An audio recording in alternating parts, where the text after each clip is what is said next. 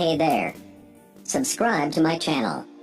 And also press this bell icon so you never miss any new update. Assalaamu calaykum. Maanta waxaan baran doonaa sida loo sameeyo Samsung account. Ugu horeyn setting-ka soo gal, kadibna aan doorano Collioute and accounts. Kadibna aan kasii doorano account. Kadibna aan doorano add account.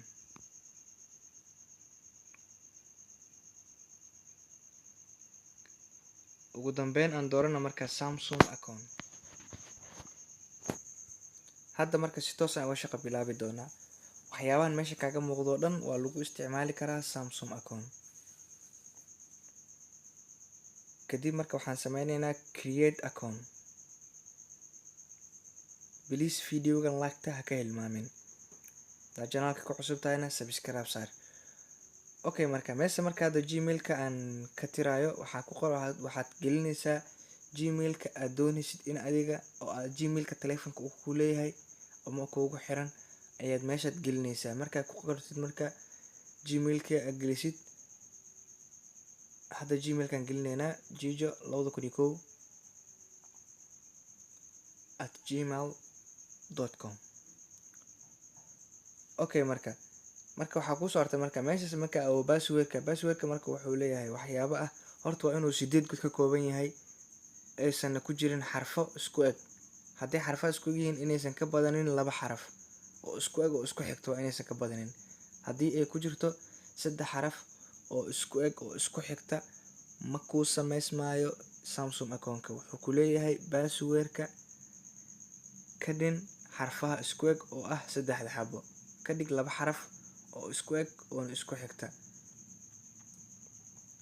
Okay, marka haddii aad leedahay marka taleefanku uu leeyahay fingerprinting oo meesha kugu soo qormo use fingerprinting oo to confirm password tigta saaro. Marka last name iyo first name-ka marka waxaa gelinaysaa magaca koowaad, last name-na magaca labaad.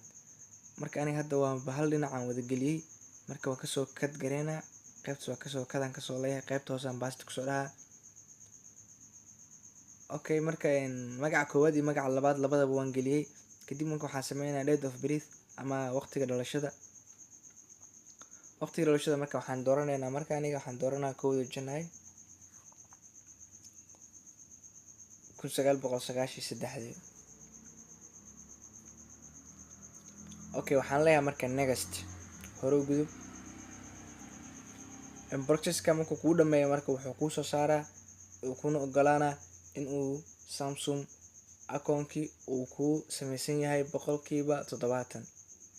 Inta dambe marka adiga ogolaansho lagaa rabaa. Okay, waatana marka wuxuu ku leeyahay marka all agree to all. Marka ayaga dhan agree deh oo wada ogolaaw. Waana heshiiska aad la gelaysid Samsung account-ka markaa samaysanaysid. Heshiisku kula gelayo waaye in aadan ogolaatay. Okay, marka sign-in-ka marka hadduu ku dhammaystiro Samsung account-ka wuu ku samaysan yahay. Wax kale oo hadda ka dhiman oo ma jiraan. Samsung account-ka marka waxtar badan uu leeyahay. Taleefanka hadduu kugu xirnaadana faa'iidooyin badan uu ku leeyahay. Wabillahi tawfiiq. Wassalaamu calaykum waraxmatullaahi wabarakaatuhu.